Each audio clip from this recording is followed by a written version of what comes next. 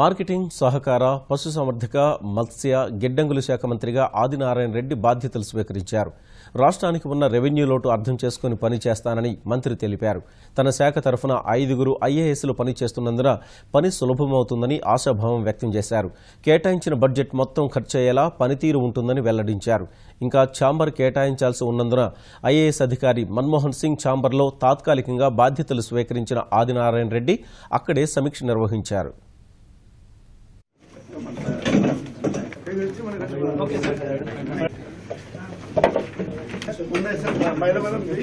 ఛార్జింగ్లో full షేప్లోకి తీసుకొని దాని యొక్క సార్ అందరితో 6 మంది దీనికి సంబంధిత ఐఏఎస్ ఆఫీసర్లు దాన్ని సవివరంగా కనుక్కున్న తర్వాత ఎలా చేయాలా వాళ్ళ యొక్క డైరెక్షన్తో మాకు స్థానిక పరిస్థితులు, ప్రజల యొక్క ఆలోచనలు, నాకు ఉండబడిన 12 ఏళ్ల అనుభవము ఇవన్నీ కలిపి సీఎం గారి యొక్క ఆలోచన ప్రకారం ఖచ్చితంగా బాధ్యతగా పనిచేసి చాలా కష్టాలు ఉన్నాయి రైతులకు.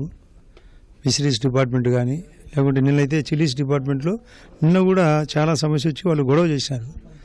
నిన్న సార్ కన్సర్న్ మధుసూదన్ రెడ్డి గారిని అడిగితే మార్కెట్ ఇంటర్వెన్షన్ స్కీమ్లో ఎలా ఎంటర్ కావాలా, మనకు ఉండబడిన బడ్జెట్ ఎంత, ఏమైనా సెంట్రల్కు లెటర్ ఏ విధంగా పెట్టాలా, ఇలా ఆలోచన చేసి ప్రజలకు తగ్గట్టుగా రైతు బజార్లు ఉన్నాయి. రైతు బజార్లు ఇప్పటికే 86, 87 ఉన్నట్లు చెప్తున్నారు.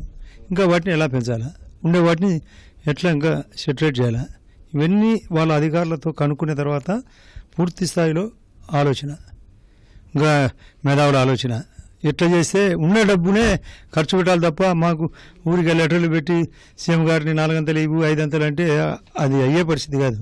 ఇక్కడ ముందుగానే రెవెన్యూ లోటు ఉండ బడ్జెట్ను ఎక్కడ మిస్యూజ్ కాకుండా ప్రజలకు మేలు చేసే విధంగా పరిస్థితి తీసుకురావాలి.